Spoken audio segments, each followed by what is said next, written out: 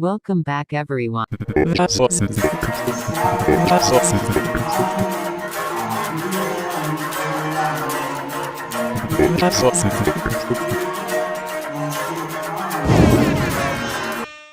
Welcome to Wrevample IM. This is your host, Mr. Ghost Bunch.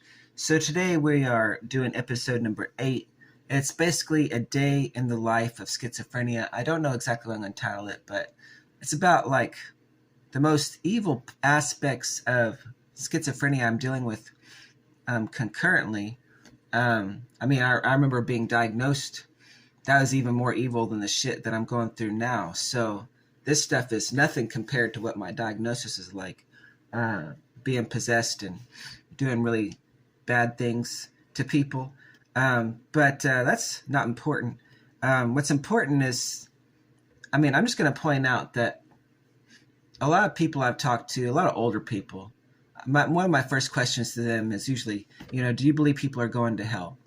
And being schizophrenic, I understand there is plenty of corruption in this in this country, and you're trying to tell me that, in their heads, I can't hear their voices. I'm surely people can relate to hearing some form of corruption or another. If you people don't believe in hell, I'm going to explain to you what it's like to be schizophrenic. I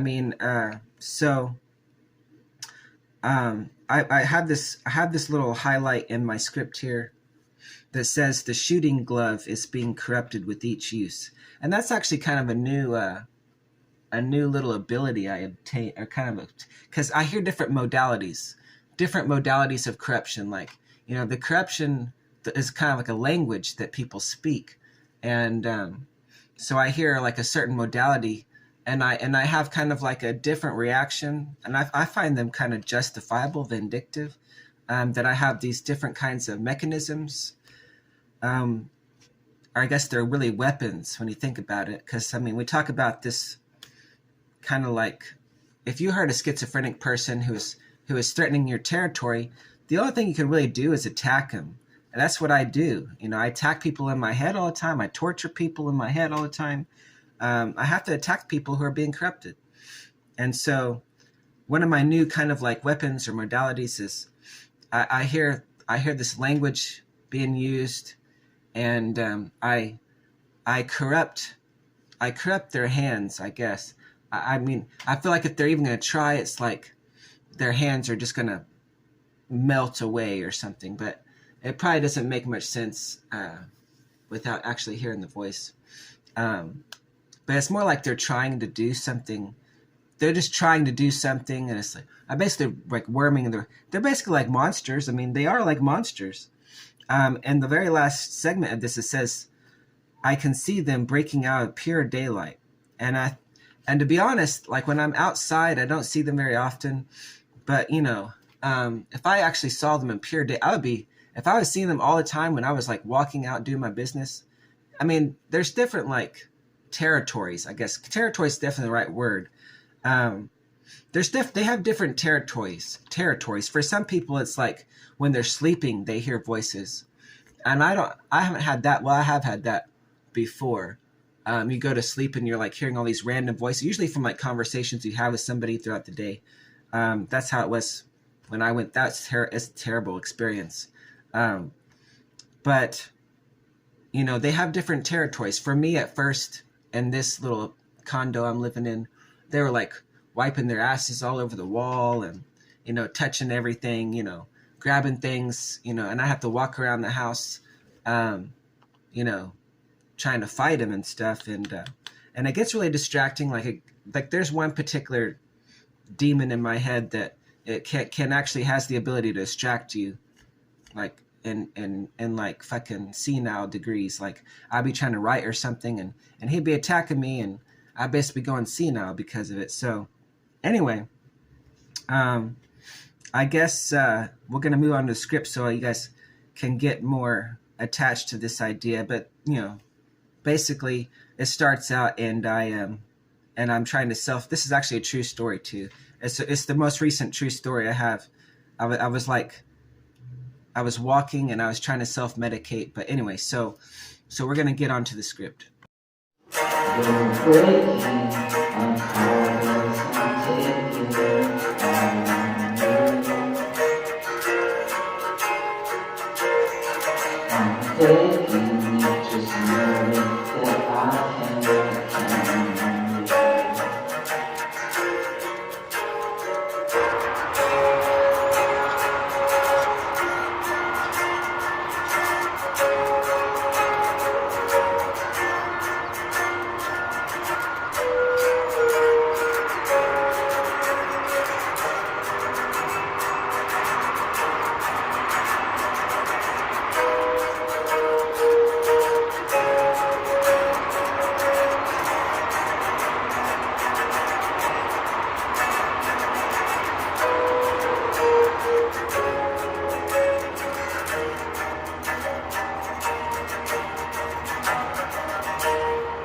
Like a fiend I had walked a landscape, terrified at what I had become. I had to steer my way around a group of kids because I had absolutely no reposure.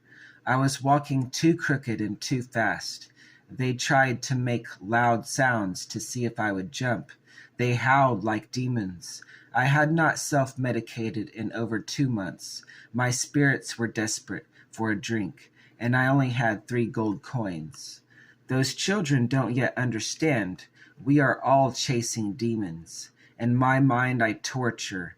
People are choking. I can hear the machines. I am the one pulling the levers. The enemy is set against the arrow. The shooting glove is being corrupted with each use. Even though they are condemned to hell, I can see them breaking out of pure daylight. I didn't see this coming. I'm feeling separation. Can't feel myself falling. Quit your talking, I can't take this. They are stalking, can't trade places.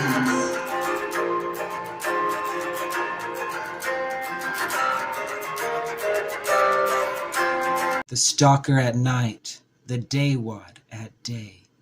They both have modalities. The stalker living in the shadows of civilization, while the daywad's territories even illuminate the night. But the daywad is conformed to the closed minds of others, oftentimes threatening stalkers, whichever faction controls the ability to use tactile hallucinations will succeed in the interdimensional conflict.